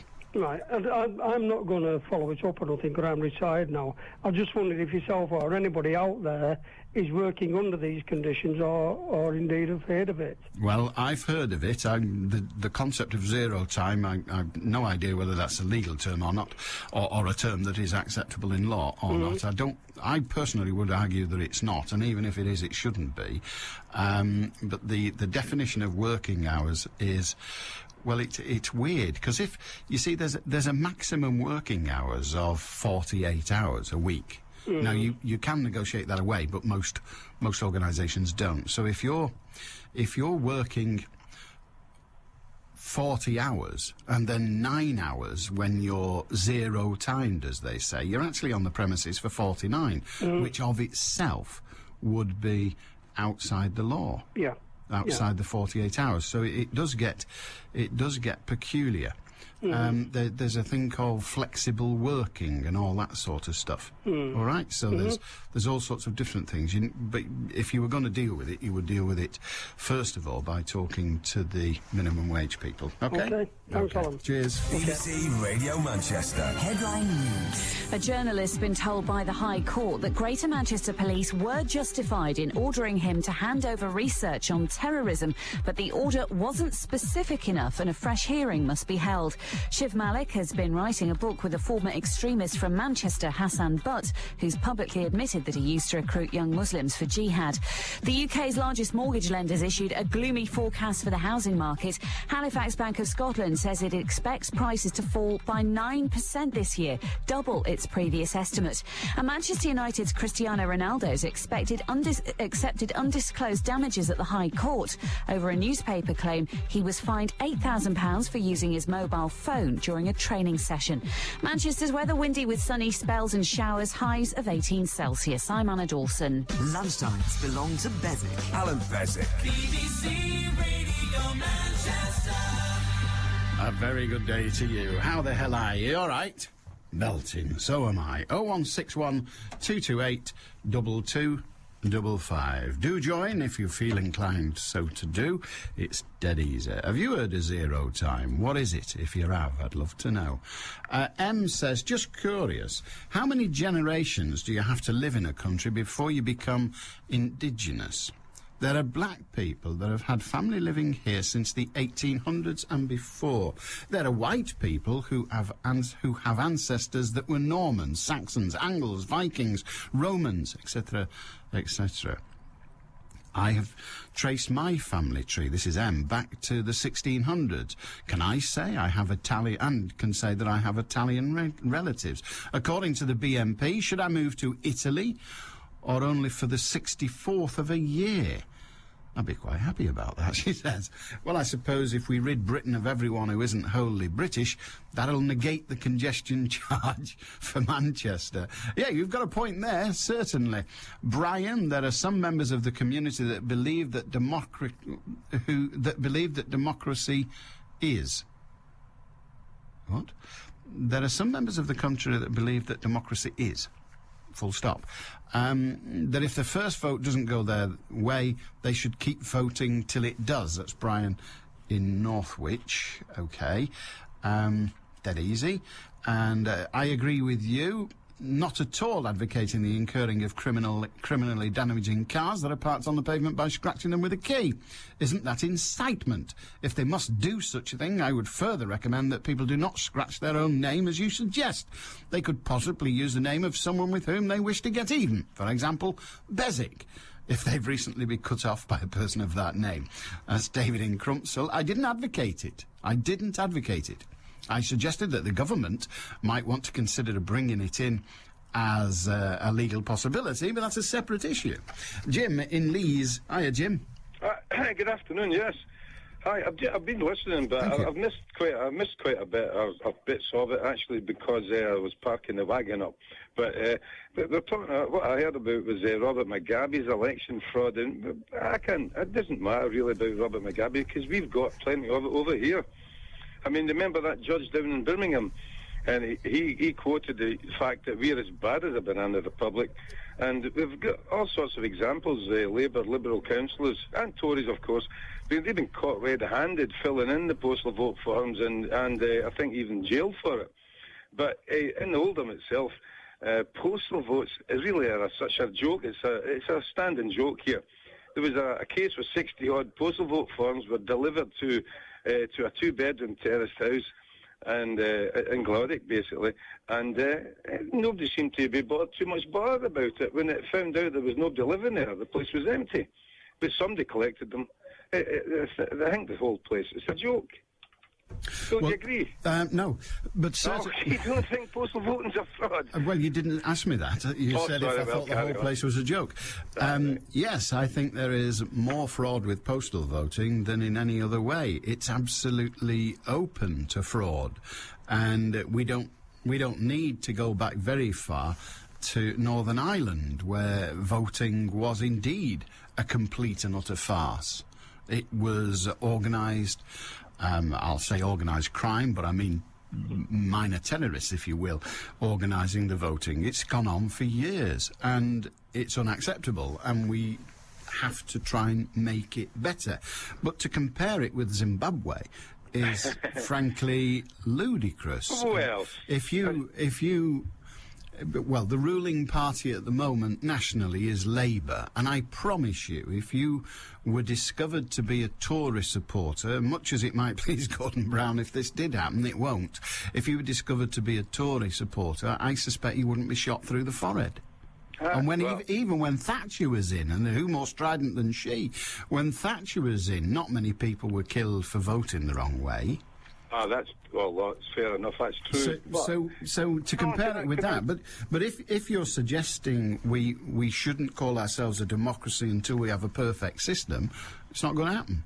Well, that's it. One of your callers earlier on mentioned something about the ballot boxes being opened up during the election while it's taking place. That's voting fraud, that. Well, it may first of all, it may not be voting fraud, but it certainly caused the vote into question.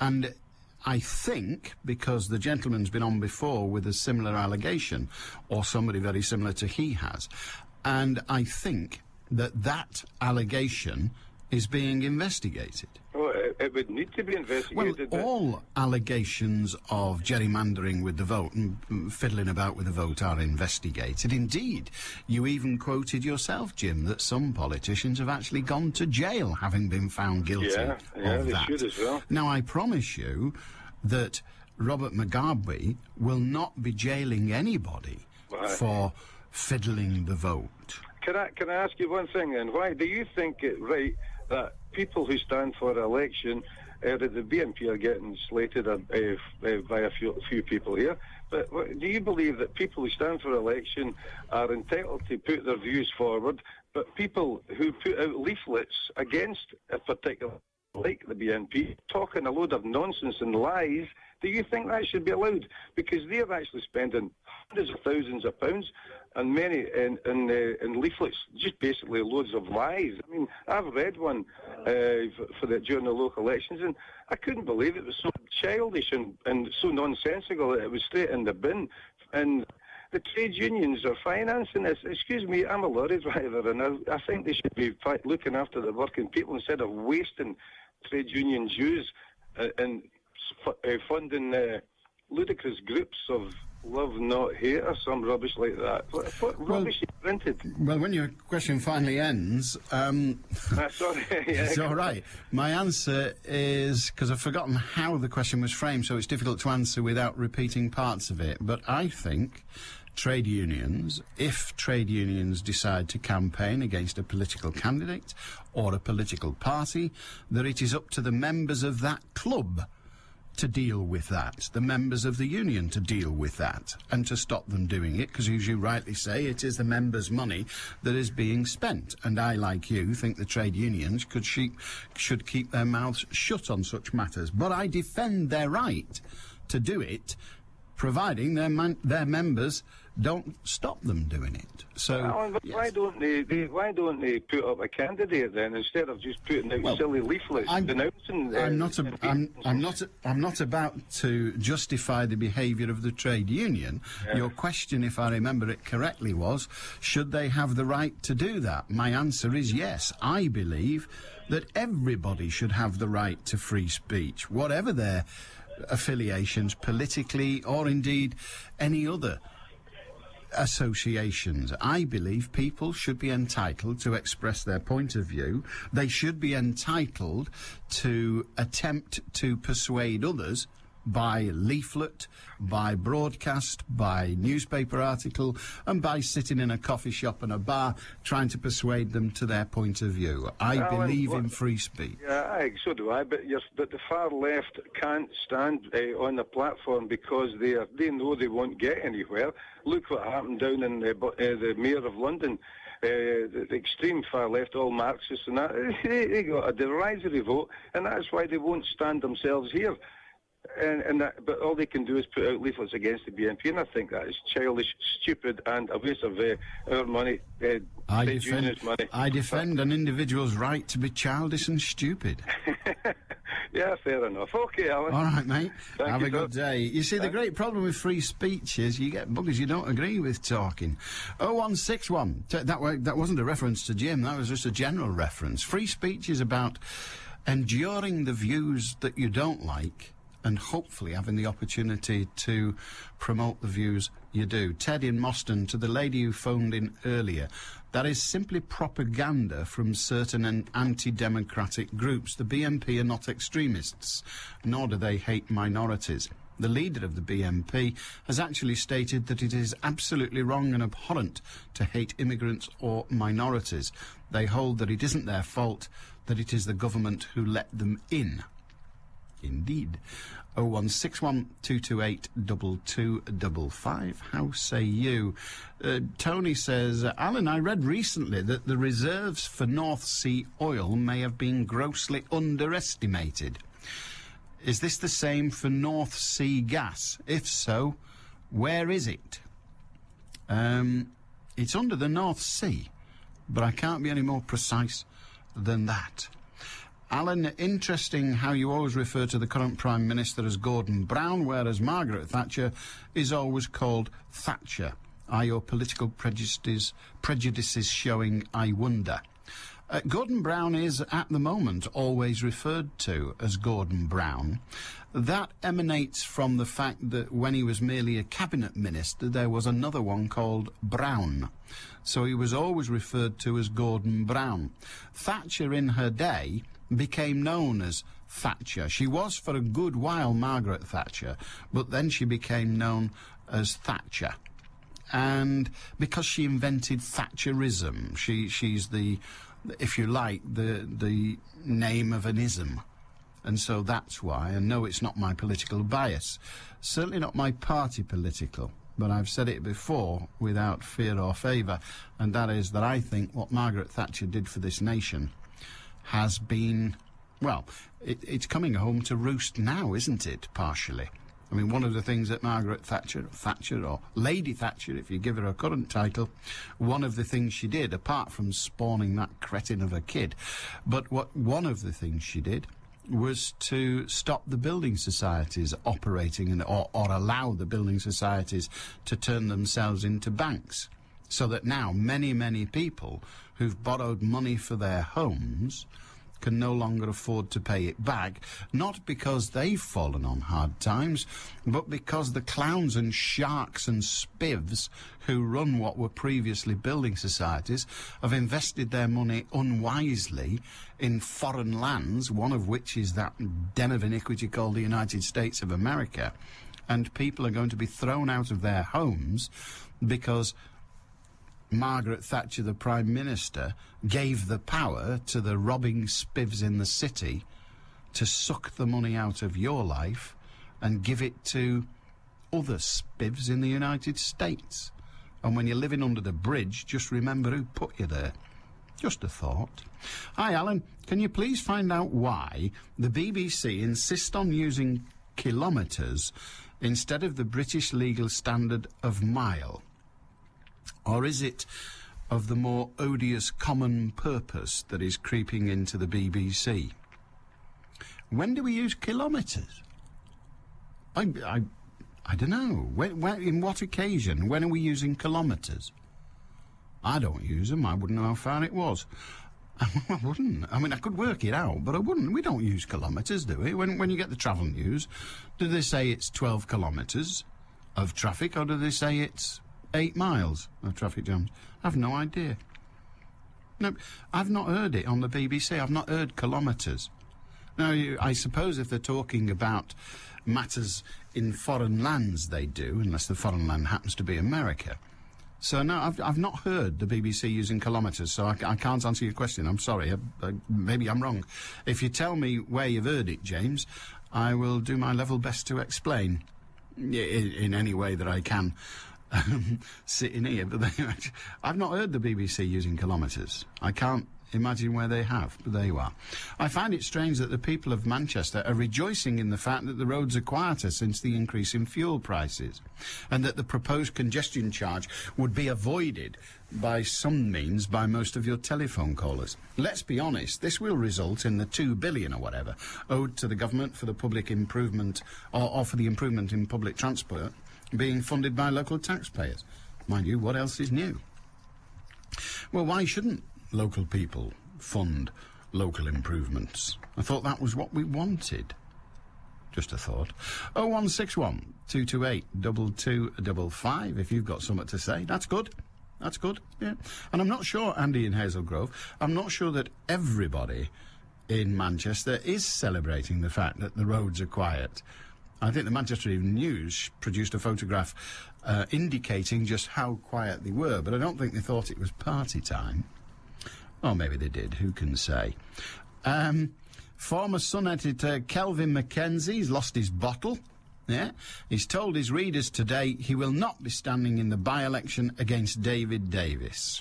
Yeah, all mouth and no trousers, it turns out. Mr Mackenzie came forward as a potential candidate for the Halton, Price and Howden seat in Yorkshire last week, revealing that Sun proprietor Rupert Murdoch and editor Rebecca Wade wanted him to stand in the by-election in the interests of democracy.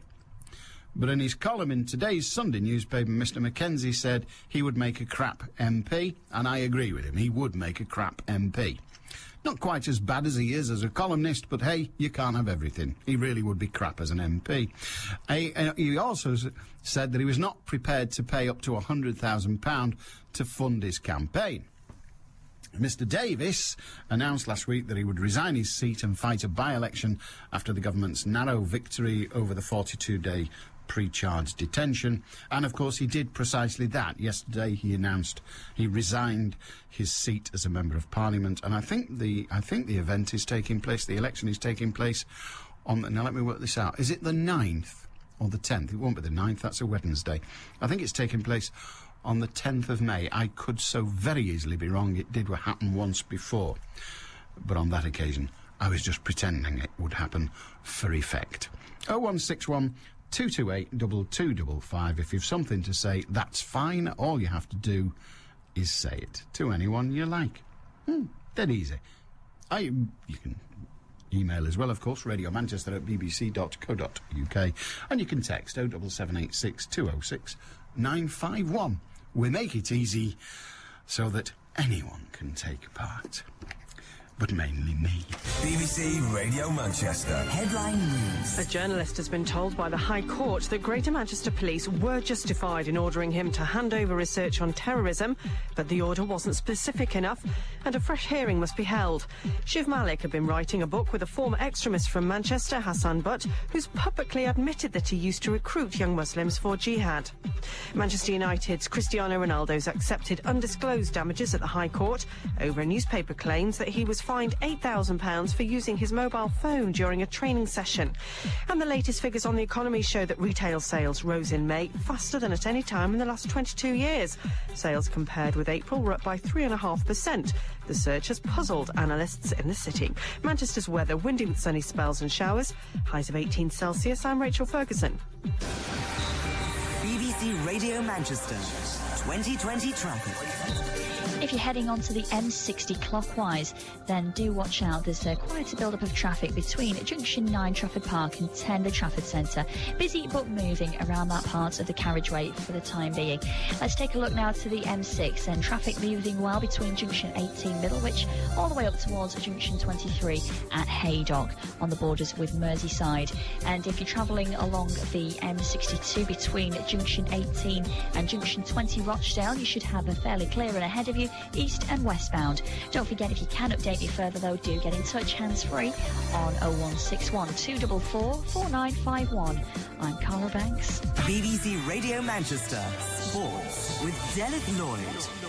Manchester United midfielder Anderson will undergo a scan this afternoon to determine the extent of a knee injury he picked up whilst playing for Brazil against Argentina last night. Anderson fell awkwardly following a challenge by Javier Mascherano and had to be stretchered off the field. Real Madrid say the ball is now in Cristiano Ronaldo's court as regards a possible move to the Bernabeu. The Spanish club says as soon as Ronaldo says he wants to play for Real Madrid, there will be conversations between the two clubs. It's understood that Paul Ince is set to be named as the new manager of Blackburn Rovers. The MK Dons boss is the club's #1 target following Mark Hughes' departure to Manchester City, despite Sam Allardyce being interviewed for the role. UEFA has admitted that it was a risk to install a new pitch in Basel only days before tonight's Euro 2008 quarter-final between Germany and Portugal. The surface at the stadium was only relayed on Monday after a torrential downpour ruined the service during Turkey's 2-1 Group A win over Switzerland the previous night, giving the imported turf from the Netherlands minimal time to bed down before this evening's game.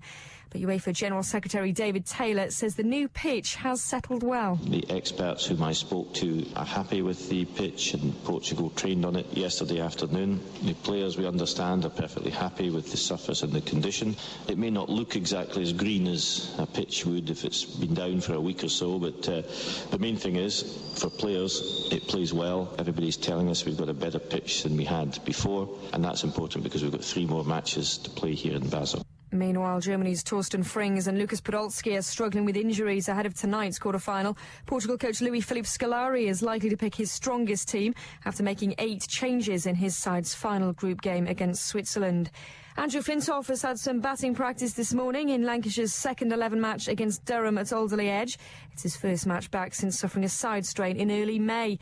After last night's defeat to Yorkshire in the 2020 Cup, Lancashire manager Mike Watkinson says it's all to play for in their group. It's wide open, it's a strong group as well. You look at the teams, down to Leicester, who's got a great pedigree in 2020 cricket. They've not had the best of starts, but Derby very competitive, and then you've got the First Division clubs who are all going to be tough, and they're going to all win the first year of games and lose a couple along the way. So we've got everything to play for. 3 or 4 sides all vying for those places now. There'll be a minute's silence prior to St Helens' Super League game at Leeds tomorrow night as a mark of respect to David Topless. Topless, a former Oldham, Hull and Wakefield player, passed away earlier this week.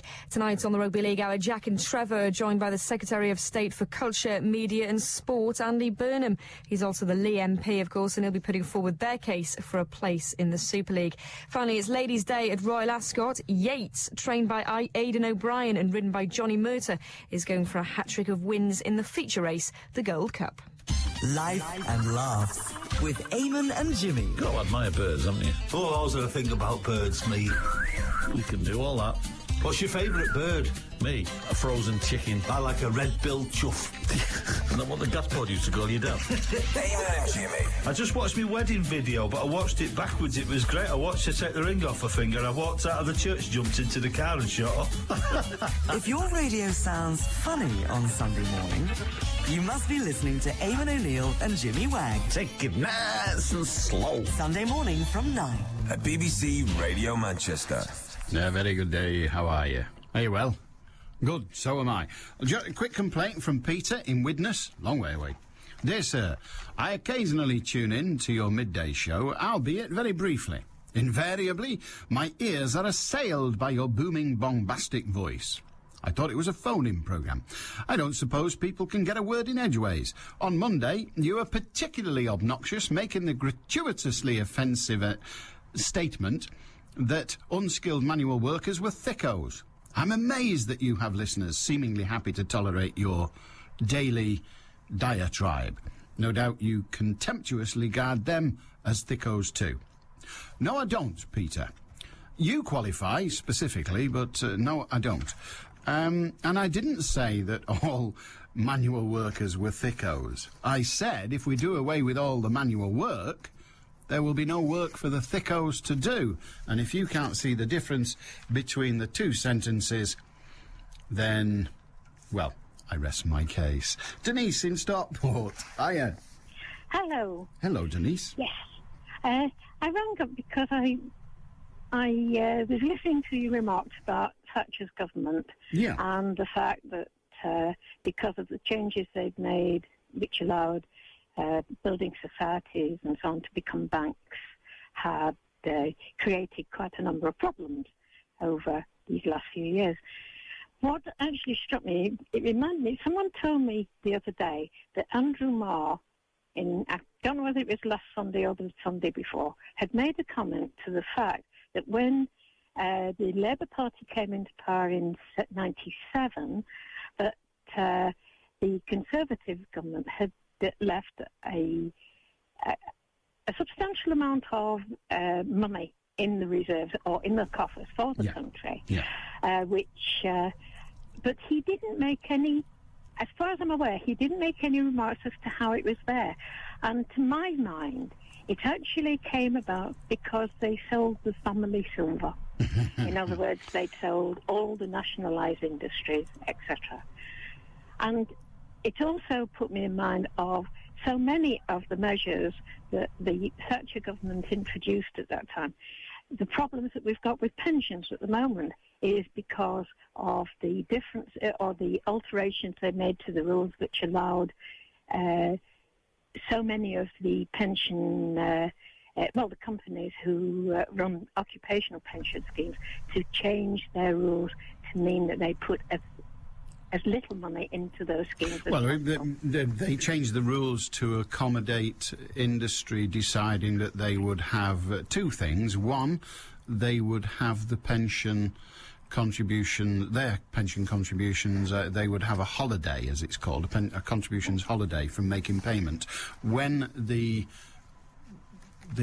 reserves were sufficiently great.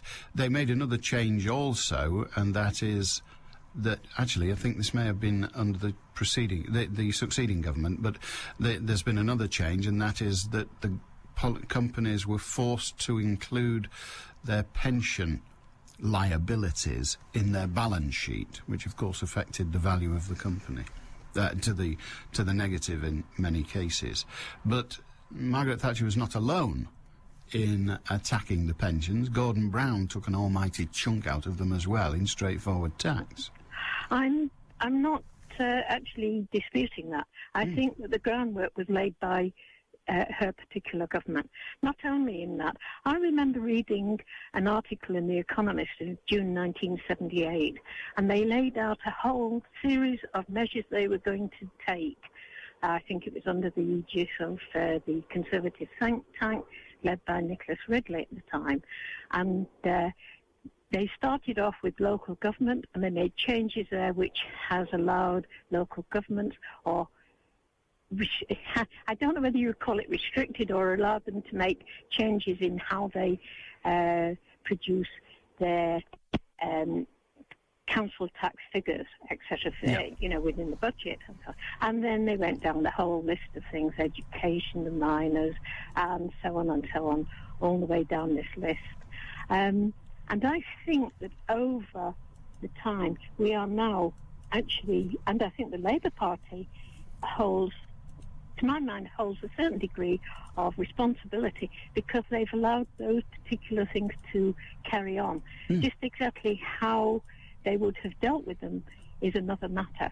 But I think that they were left with an inheritance which has been very difficult to deal with.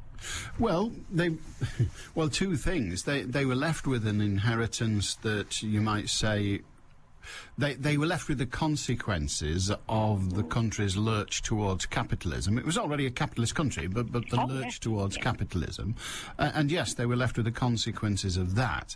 But as you began, you actually quoted Andrew Marr. When Labour came to power, they weren't only left with the consequences of the lurch towards capitalism, they were also left with the government benefit of the lurch towards capitalism, and that is a substantial amount of money in the coffers, which of course had been built up, and you say how, fine, but had been built up by the Conservative government, indeed by Thatcher's government, from the days when they took over from Labour, and they were left, and I think if Andrew Marr had been making that same statement about when Conservatives took over from Labour all those times earlier, pre-Thatcher, they would have said that they were left with a major deficit. So one of the things that the Labour Party were very, very keen to do when elected this time with Blair was to demonstrate that they wouldn't fritter away the reserves in return for current benefit. Now, whether they've achieved that, I think many would say no, they haven't. I think that, talking about the fact that there was a deficit at the time in 1979, I think at that particular time we were still suffering the consequences of the problems with oil and the particular problem that came up in '74 when OPEC actually increased the prices so much that it meant that the whole world actually had to deal with the effects of those increases. At the moment, we're looking at that again, aren't we? We're staring down the same barrel, yes. Exactly. We appear to have learned nothing. No. Was it ever thus? Good to talk to you, Denise. Well, thank you very much indeed. My pleasure. 0161 228 2255. The Economist published their figures today. They're one of the few weekly magazines that's making a profit. I know, The Economist. It's an interesting publication if you can get your hands on it from time to time. It's well worth a read. Listen, the articles they're quite hard to, well, they are for me, I'm sure you walk it, but I find them very, very hard to read and heavy going. And at the end of it, you think, I think I learnt something then. I'll just read it again and find out. It's hard going. My favourite weekly, well, Private Eye, I suppose, is my favourite weekly political magazine, although that, of course, is scurrilous political. But my favourite political magazine is very definitely The Spectator. The Spectator is superbly written, is often extraordinarily witty, and it allows people to write in there whose views you might say it is diametrically opposed to, and I like that about it as well. It's a very, very good publication. The Economist is a good publication too, and it's bloody hard to read. The other one, The New Statesman, is turgid dross. It's abominable. It's like reading rubbish. Honestly, I mean, some of the articles are very, very informative, but, oh, dear God, it's hard work staying awake. But there you are. Alan in Rochdale. Hiya, Alan. Oh. Hello, Alan. Are you there, mate?